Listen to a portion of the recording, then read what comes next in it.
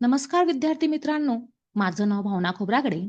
आज आपण अन्नातील भेसळी म्हणजेच अन्नातील अशुद्धी यावर बोलणार आहोत. तर सर्वात पहिले पाहूया आपण अन्नातील भेसळ म्हणजे काय? अन्नातील भेसळ म्हणजे जेव्हा आपल्याला मिळालेल्या अन्नात काही अशुद्ध किंवा नकली पदार्थ मिसळलेले असतात. उदाहरणार्थ तांदूळात दगड मिसळणे, दुधात पाणी टाकणे, मसाल्यात रंगवटा टाकणे इत्यादी. तर आपण या भेसळीचे परिणाम आपल्या आरोग्यावर काय होतात हे बघूया. भेसळीमुळे आपल्याला पोटदुखी, उलट्या, जुलाब किंवा गंभीर आजार होऊ शकतात. दीर्घकालीन आजार सुद्धा आहे त्याच्यामध्ये.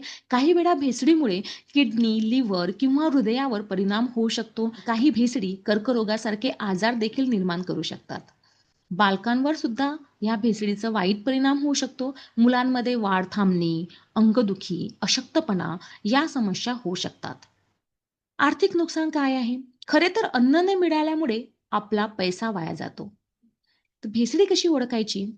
अन्नाचा रंग, चव, वास वेगळा वाटल्यास सावध राहा. पॅक केलेल्या अन्नावर एक्सपायरी डेट किंवा बॅच नंबर तपासा.